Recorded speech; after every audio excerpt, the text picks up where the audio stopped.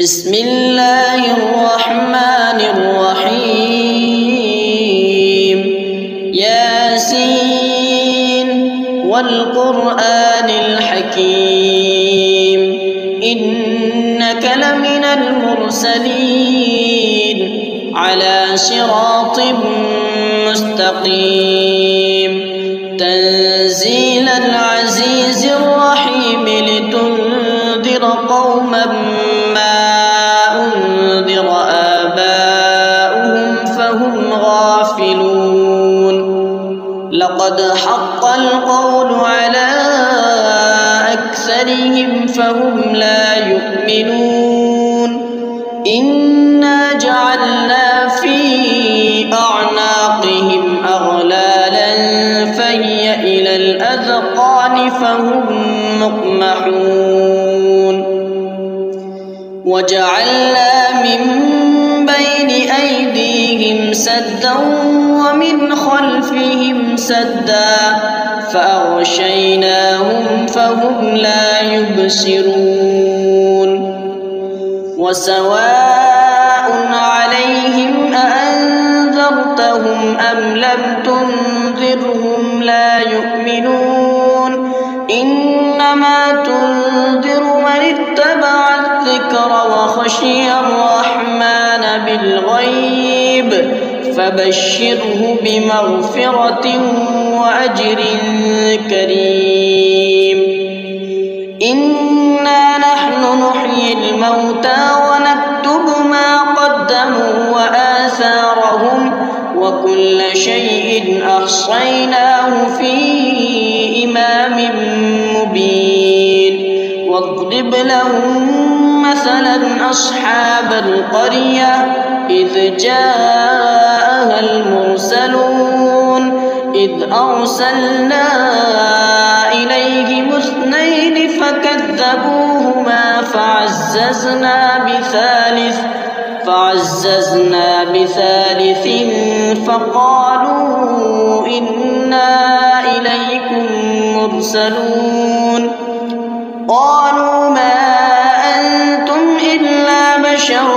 مثلنا وما أنزل الرحمن من شيء إن أنتم إلا تكذبون. قالوا ربنا يعلم إنا إليكم لمرسلون وما علينا إلا البلاغ المبين. قالوا إنا تطيرنا بكم لئن لم تنتهوا لنرجمنكم وليمسنكم منا عذاب أليم. قالوا طائركم معكم أئن ذكرتم بل أنتم قوم مسرفون. وجاء من أقصى المدينة رجل يسعى قال يا قوم اتبعوا المرسلين اتبعوا من لا يسألكم أجرا وهم مهتدون. وما لي لا أعبد الذي فطرني وإليه ترجعون. أأتخذ من دونه آلهة إن يردني الرحمن بضر لا تغن عني شفاعتهم شيئا ولا ينقذون. إني إذا لفي ضلال مبين. إني آمنت بربكم فاسمعون. قيل ادخل الجنة قال يا ليت قومي يعلمون. بما غفر لي ربي وجعلني من المكرمين. وما أنزلنا على قومه من بعده من جند من السماء السماء وما كنا منزلين إن كانت إلا صيحة واحدة فإذا هم خامدون يا حسرة على العباد ما يأتيهم من رسول إلا كانوا به يستهزئون ألم يروا كم أهلكنا قبلهم من القرون أنهم إليهم لا يرجعون وإن كل لما جميع لدينا محضرون وآية لهم الأرض الميتة أحييناها وأخرجنا منها حبا فمنه يأكلون وجعلنا فيها جنات من نخيل وأعناب وفجرنا فيها من العيون ليأكلوا من ثمره وما عملته أيديهم أفلا يشكرون سبحان الذي خلق الأزواج كلها مما تنبت الأرض ومن أنفسهم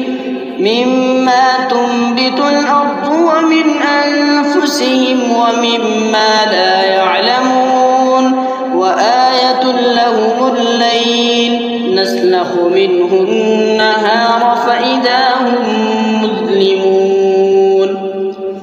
والشمس تجري لمستقر لها ذلك تقدير العزيز العليم والقمر قدرناه منازل حتى عاد كالعرجون القديم لا الشمس ينبغي لها أن تدرك القمر ولا الليل سابق النهار وكل في فلك يسبحون وآية لهم أنا حملنا ذريتهم في الفلك المشحون وخلقنا لهم من مثله ما يركبون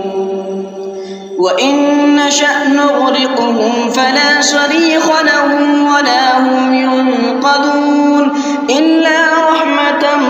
منا ومتاعا إلى حين وإذا قيل لهم اتقوا ما بين أيديكم وما خلفكم لعلكم ترحمون وما تأتيهم من آية من آيات ربهم إلا كانوا عنها معرضين وإذا قيل لهم أنفقوا مما رزقكم الله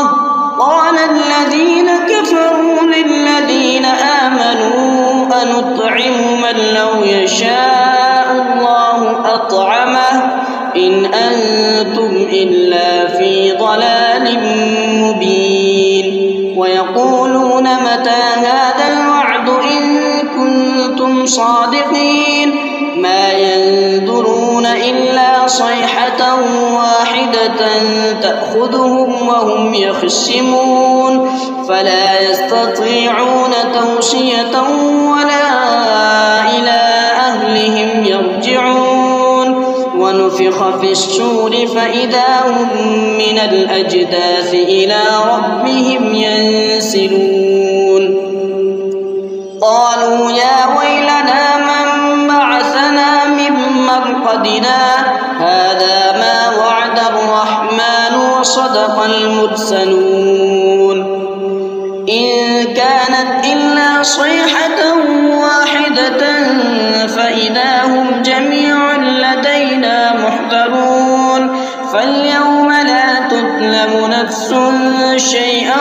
ولا تجزون إلا ما كنتم تعملون إن أصحاب الجنة اليوم في شغل فاكهون هم وأزواجهم في ظلال على الأرائك متكئون لهم فيها فاكهة ولهم ما يدعون سلام قولا من رب رحيم وامتازوا اليوم أيها المجرمون ألم أعهد إليكم يا بني آدم ألا تعبدوا الشيطان إنه لكم عدو مبين وأن اعبدوني هذا صراط مستقيم ولقد أضل منكم جبلا كثيرا أفلم تكونوا تعقلون هذه جهنم التي كنتم توعدون اصلوها اليوم بما كنتم تكفرون اليوم نختم على أفواههم وتكلمنا أيديهم وتشهد أرجلهم بما كانوا يكسبون ولو نشاء لطمسنا على أعينهم فاستبقوا الصراط فأنى يبصرون ولو نشاء لمسخناهم على مكانتهم فما استطاعوا مضيا ولا يرجعون ومن نعمره ننكسه في الخلق أفلا يعقلون وما علمناه الشعر وما ينبغي له إن هو إلا ذكر وقرآن مبين لينذر من كان حيا ويحق القول على الكافرين أولم يروا أنا خلقنا لهم مما عملت أيدينا أنعاما فهم لها مالكون وضللناها لهم فمنها ركوبهم ومنها يأكلون ولهم فيها منافع ومشارب أفلا يشكرون واتخذوا من دون الله آلهة لعلهم ينصرون لا يستطيعون نصرهم وهم لهم جند محضرون فلا يحزنك قولهم إنا نعلم ما يسرون وما يعلنون أولم ير الإنسان أنا خلقناه من نطفة فإذا هو خصيم مبين وضرب لنا مثلا ونسي خلقه قال من يحيي العظام وهي رميم قل يحييها الذي أنشأها أول مرة وهو بكل خلق عليم الذي جعل لكم من الشجر الأخضر نارا فإذا أنتم منه توقدون أوليس الذي خلق السماوات والأرض بقادر على أن يخلق مثلهم بلى وهو الخلاق العليم إنما أمره إذا أراد شيئا أن يقول له كن فيكون فسبحان الذي بيده ملكوت كل شيء وإليه ترجعون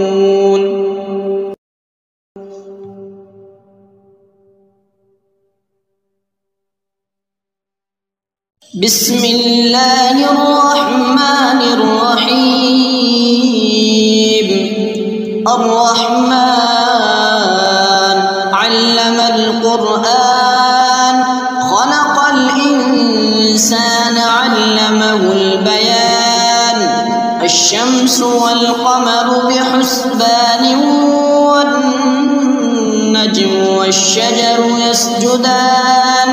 والسماء رفعها ووضع الميزان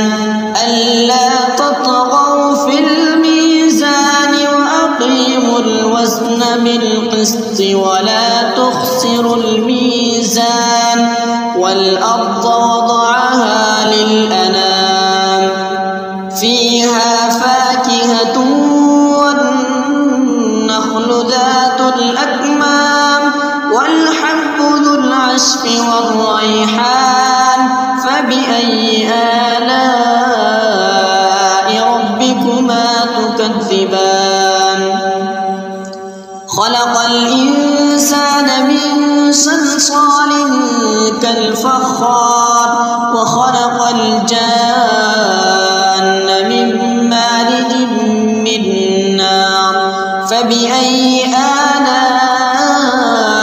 ربكما تكذبان رب المشرقين ورب المغربين فبأي آلاء ربكما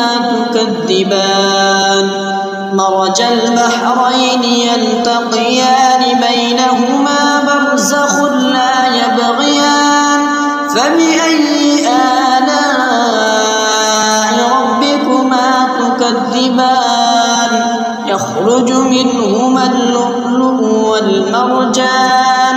فبأي آلاء ربكما تكذبان كل من عليها فان ويبقى وجه ربك ذو الجلال والإكرام فبأي آلاء ربكما تكذبان يسأله من في السماوات والأرض كل يوم هو في شأن فبأي آلاء ربكما تكذبان سنفرغ لكم أيها الثقلان فبأي آلاء ربكما تكذبان يا معشر الجن والإنس إن استطعتم أن تنفذوا من أقطار السماوات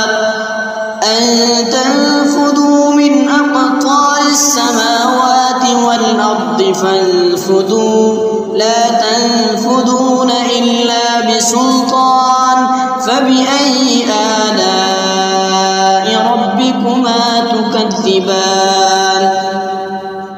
يرسل عليكما شواظ من نار ونحاس فلا تنتصران فبأي آلاء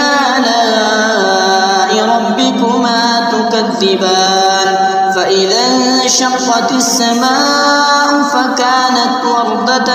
كالدهان فبأي آلاء ربكما تكذبان فيومئذ لا يسأل عن ذنبه إنس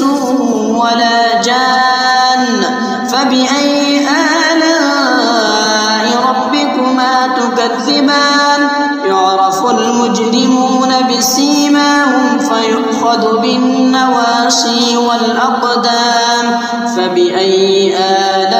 آلاء ربكما تكذبان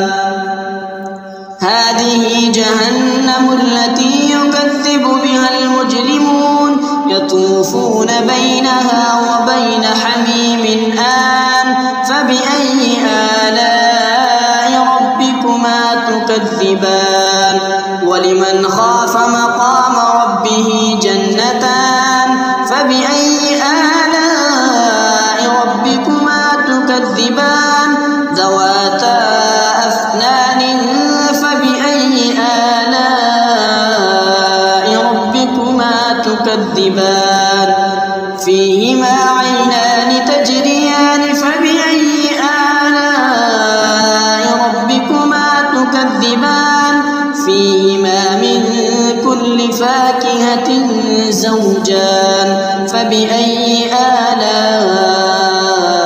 ربكما تكذبان فيهما من كل فاكهة زوجان فبأي آلاء ربكما تكذبان متكئين على فرش مطائنها من استبرق وجنى الجنتين دان فبأي آلاء ربكما تكذبان فيهن قاصرات الطرف لم يطمثهن إنس قبلهم ولا جان فبأي آلاء ربكما تكذبان تكذبان كأنهن الياقوت والمرجان فبأي آلاء ربكما تكذبان هل جزاء الإحسان إلا الإحسان فبأي آلاء ربكما تكذبان ومن دونهما جنتان فبأي آلاء ربكما تكذبان مدهامتان فبأي آلاء ربكما تكذبان فيهما عينان نضاختان فبأي آلاء ربكما تكذبان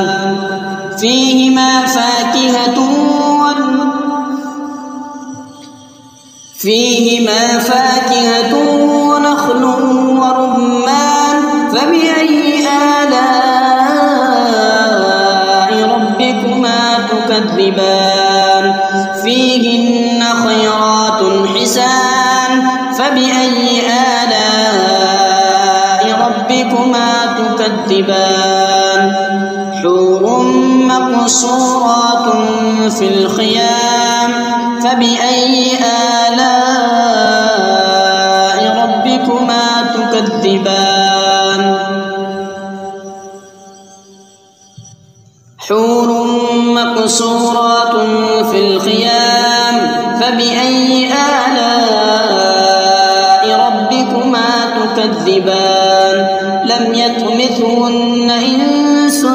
قبلهم ولا جان فبأي آلاء ربكما تكذبان متكئين على رفرف خضر وعبقري حسان فبأي آلاء ربكما تكذبان تبارك اسم ربك ذي الجلال والإكرام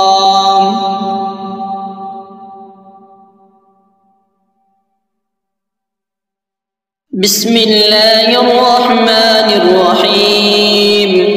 إذا وقعت الواقعة ليس لوقعتها كاذبة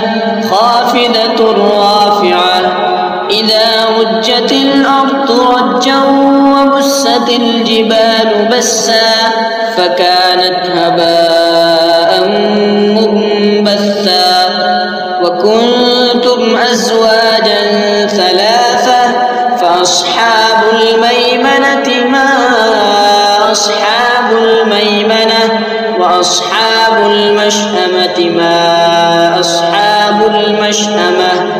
والسابقون السابقون أولئك المقربون في جنات النعيم ثلة من الأولين وقليل من الآخرين على سرر موضونة متكئين عليها متقابلين يطوف عليهم ولدان مخلدون بأكواب وأباريق وكأس من معين لا يصدعون عنها ولا ينزفون وفاكهة مما يتخيرون ولحم طير مما يشتهون وحور عين كأمثال اللؤلؤ المكنون جزاء بما كانوا يعملون لا يسمعون فيها لغوا ولا تأثيما إلا قيلا سلاما سلاما وأصحاب اليمين ما أصحاب اليمين في سدر مخضود وطلح منضود وظل ممدود وماء مسكوب وفاكهة كثيرة لا مقطوعة ولا ممنوعة وفرش مرفوعة إنا أنشأناهن إنشاء فجعلناهن أبكارا عربا أترابا لأصحاب اليمين ثلة من الأولين وثلة من الآخرين وأصحاب الشمال ما أصحاب الشمال في سموم وحميم وظل من يحموم لا بارد ولا كريم إنهم كانوا قبل ذلك مترفين وكانوا يصرون على الحنث العظيم وكانوا يقولون أئذا متنا وكنا ترابا وعظاما أئنا لمبعوثون أوآباؤنا الأولون قل إن الأولين والآخرين لمجموعون إلى ميقات يوم معلوم ثم إنكم أيها الضالون المكذبون لآكلون من شجر من زقوم فمالئون منها البطون فشاربون عليه من الحميم فشاربون شرب الهيم هذا نزلهم يوم الدين نحن خلقناكم فلولا تصدقون أفرأيتم ما تمنون أأنتم تخلقونه أم نحن الخالقون نحن قدرنا بينكم الموت وما نحن بمسبوقين على أن نبدل أمثالكم وننشئكم فيما لا تعلمون ولقد علمتم النشأة الأولى فلولا تذكرون أفرأيتم ما تحرثون أأنتم تزرعونه أم نحن الزارعون لو نشاء لجعلناه حطاما فظلتم تفكهون إنا لمغرمون بل نحن محرومون أفرأيتم الماء الذي تشربون أأنتم أنزلتموه من المزن أم نحن المنزلون لو نشاء جعلناه أجاجا فلولا تشكرون أفرأيتم النار التي تورون أأنتم أنشأتم شجرتها أم نحن المنشئون نحن جعلناها تذكرة ومتاعا للمقوين فسبح باسم ربك العظيم فلا أقسم بمواقع النجوم وإنه لقسم لو تعلمون عظيم إنه لقرآن كريم في كتاب مكنون لا يمسه إلا المطهرون تنزيل من رب العالمين أفبهذا الحديث أنتم مدهنون وتجعلون رزقكم أنكم تكذبون فلولا إذا بلغت الحلقوم وأنتم حينئذ تنظرون ونحن أقرب إليه منكم ولكن لا تبصرون فلولا إن كنتم غير مدينين ترجعونها إن كنتم صادقين فأما إن كان من المقربين فروح وريحان وجنة نعيم وأما أصحاب اليمين فسلام لك من أصحاب اليمين. وأما إن كان من المكذبين الضالين فنزل من حميم وتصلية جحيم. إن هذا لهو حق اليقين فسبح باسم ربك العظيم. بسم الله الرحمن الرحيم. تبارك الذي بيده الملك وهو على كل شيء قدير. الذي خلق الموت والحياة ليبلوكم أيكم أحسن عملا وهو العزيز الغفور. الذي خلق 7 سماوات طباقا ما ترى في خلق الرحمن من تفاوت فارجع البصر هل ترى من فتور ثم ارجع البصر كرتين ينقلب إليك البصر خاسئا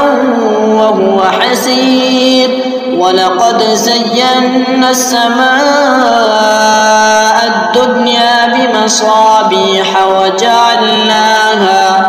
وجعلناها رجوما للشياطين وأعتدنا لهم عذاب السعير.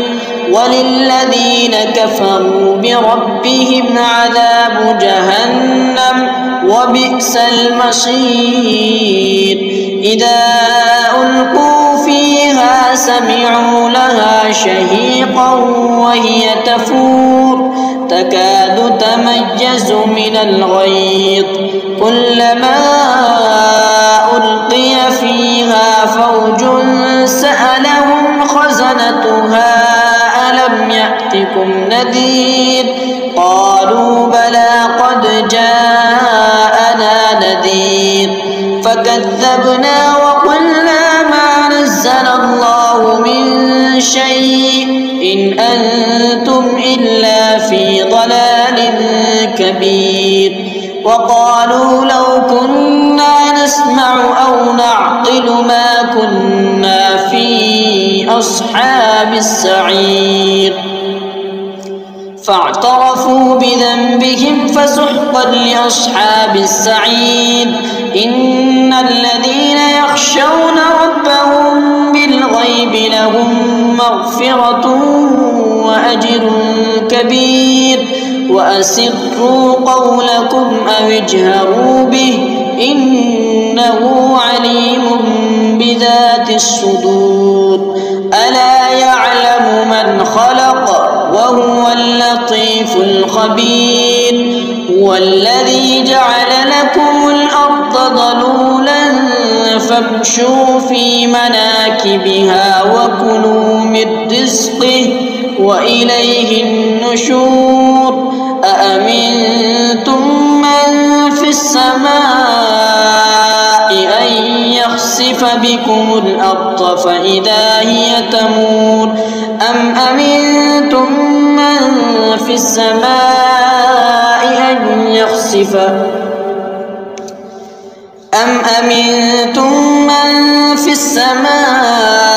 أن يرسل عليكم حاصبا فستعلمون كيف نذير. ولقد كذب الذين من قبلهم فكيف كان نكير. أولم يروا إلى الطير فوقهم صافات ويقبض ما يمسكهن إلا الرحمن إنه بكل شيء بصير. أمن هذا الذي هو جند لكم ينصركم من دون الرحمن إن الكافرون إلا في غرور. أمن هذا الذي يرزقكم يرزقكم إن أمسك رزقه بل لجوا في عتب ونفور أفمن يمشي مكبا على وجهه أهدى أمن يمشي سويا على صراط مستقيم قل هو الذي أنشأكم وجعل لكم السمع والأبصار والأفئدة قليلا ما تشكرون قل هو الذي ذرأكم في الأرض وإليه تحشرون ويقولون متى هذا الوعد إن كنتم صادقين قل إنما العلم عند الله وإنما أنا نذير مبين فلما رأوه زلفة سيئت وجوه الذين كفروا وقيل هذا الذي كنتم به تدعون قل أرأيتم إن أهلكني الله ومن معي أو رحمنا فمن يجير الكافرين من عذاب أليم قل هو الرحمن آمنا به وعليه توكلنا فستعلمون من هو في ضلال مبين قل أرأيتم إن أصبح ماؤكم غورا